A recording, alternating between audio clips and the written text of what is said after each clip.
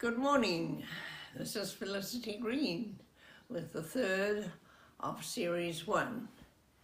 And I hope by now you are beginning to feel your diaphragm and your lower ribs moving with your inhalation. We have adjusted blankets again. Stephen has been finding that the two blankets are still too much for his back. So I've taken one blanket away, and then we have used the second blanket to put under his head to lift his head, but he's just got on one blanket. So the important thing is that you must find out for yourself how to be comfortable.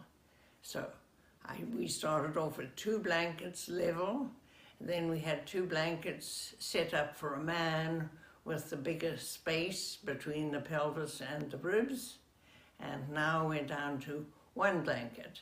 So there are ways that you can use these props to, number 1, make yourself comfortable, and number 2, to help you to open the chest a little bit more.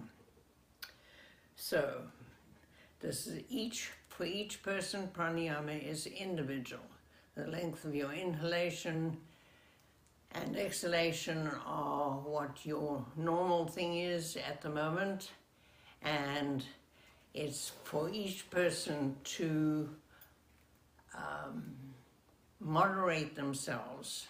So the teacher can help to a certain extent, but pranayama is really a very individual thing. It's a little bit different from asana. Okay, so remember again that the ribs are very close to the pelvis.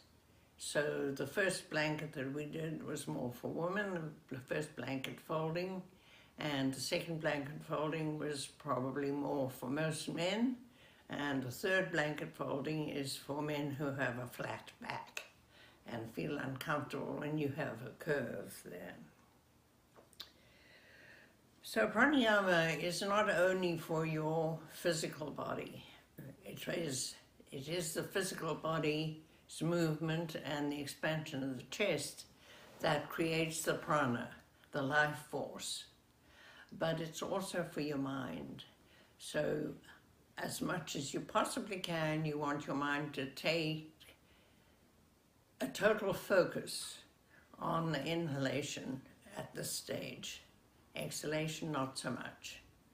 When we go on with the program, we will be learning about exhalation first. That'll be series 2, and then the last series will be bringing the inhalation and the exhalation together and creating a good balance in your breath.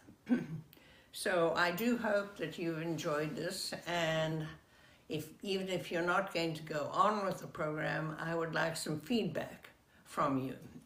And we're going to read to you at the end of the program a quote that I got from somebody. Not that I asked for it, I just got this quote, which we're going to read about her learning pranayama. And so that'll be the end of this first series. Thank you. Stephen has lied down and he realizes that his head is not in the right position. He needs a little more prop there to lift his chin out, lift his forehead up, and let his chin be relaxed. Good. So now he's going to start, as he usually does, with 3 deep belly breaths, feeling internally how he's pushing that diaphragm deep down into the pelvis.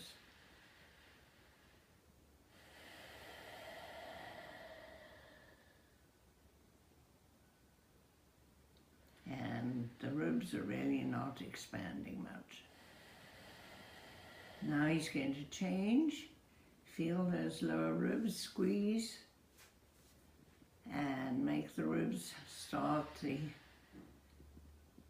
inhalation.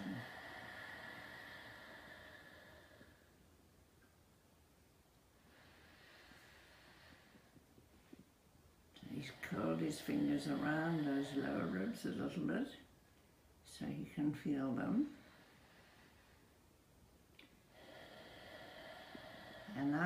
give you a top view.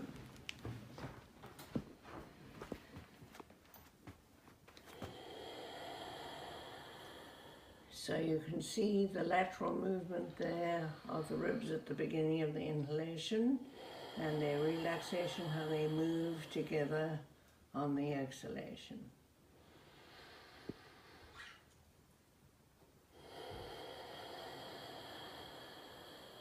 Good. So now we're continuing on with that breathing. And remember that this is not just something physical we're doing, it's also training your mind to focus on inhalation and exhalation, which is what we have to do when we practice meditation, is just focus on the breath, and the mind gets excited and active a little bit on inhalation. On exhalation, the mind relaxes and becomes quiet. So this is practice for pranayama, this is practice creating more prana, more life force in the chest with correct breathing. And you'll find that your normal breathing may begin to change. If you've been a belly breather, you may now change a little bit away. So Stephen has put his hands down, and that means he's feeling a little bit of tension somewhere, and he's going to let himself just breathe normally and practice Shavasana until he feels relaxed again, has checked everything out, no tension in his shoulders, no tension in his face, in his tongue or in his eyes.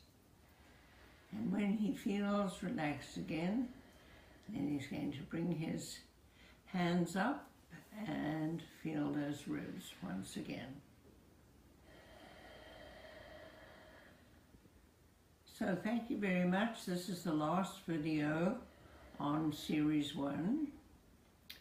And I hope you have learned something from it, and I hope that you will continue on, so that in Series 2 there will be 3 videos again learning about exhalation and increasing that a little bit more as we have the inhalation in the thoracic cavity.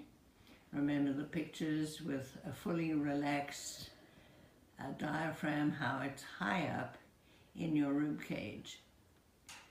And I hope you have enjoyed this, and I hope you will sign up for the rest of the series.